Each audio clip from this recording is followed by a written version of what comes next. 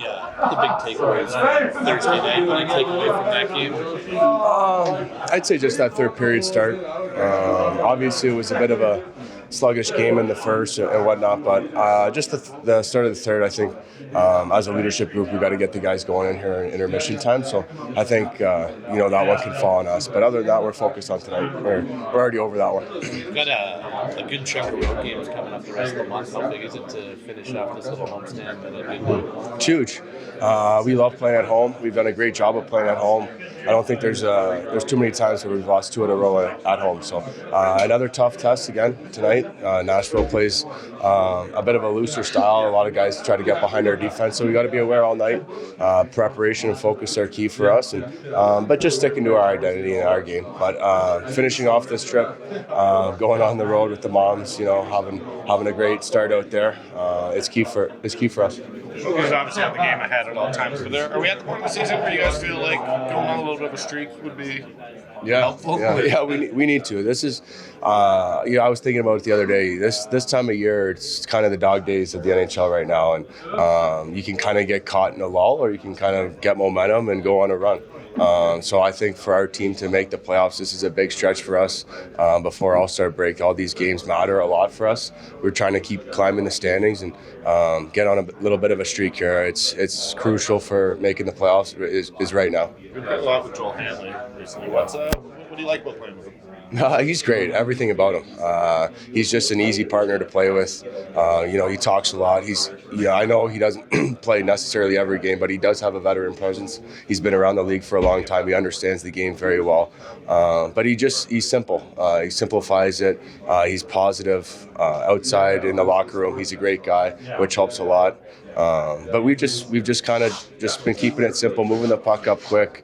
Not trying to overcomplicate anything, just trying to play that Calgary style of game, and we've gelled well together. I think going on the right side has helped me a little bit for myself, for my game. So he's been a great partner to have right now. I was going to ask you to move back to the right side. Yeah. It's just your natural spot?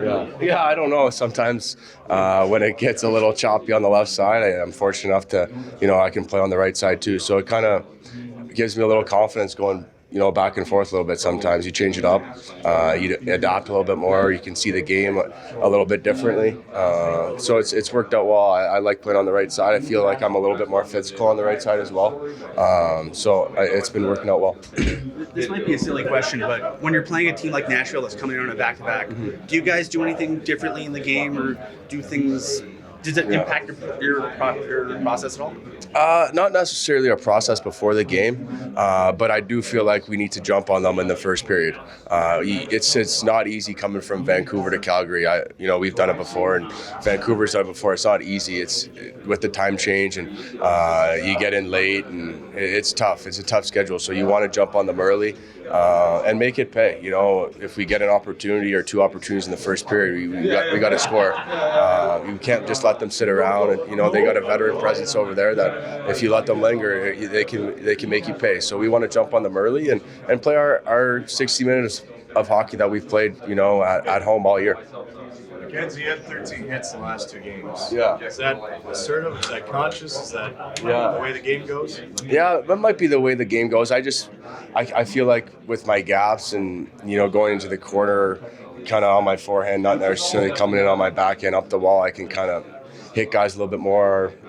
Coming down the wall on pinches, I can kind of read it a little bit better.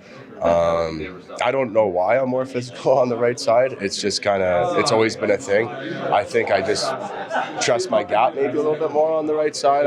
On the left side, I'm just trying to, not get on my backhand a lot and be consciously aware of that. But the last 2 games has been a lot of physicality, and the playoff game against Vancouver, it was a playoff game, so it was a physical game. And last game against Utah, it's another divisional opponent, and you want to be physical, and it's no difference tonight. We want to climb and get above Vancouver, so I'm just trying to treat every game like it's a playoff game right now, and physicality is one of those things you need. 2 really nice passes for the goals against Vancouver. I asked Connor Zary, and he said that on the second one, he thought you did like 10 head fakes. Have you been working on your head fakes? Yeah, no, the bobbly head came out there. It comes out once in a while, but that's sort of my game, a little deception. Try to create some room for that middle ice centerman or the winger coming off the wall like Bosby did. But those guys made great reads. Pelts too, coming off the wall, sneak in behind that defenseman. I've always been told, be a headman the rush, and get your head up in the neutral zone and see where your forwards are. So, there was a couple head fakes in there, but it's always just to make the boys laugh more than anything.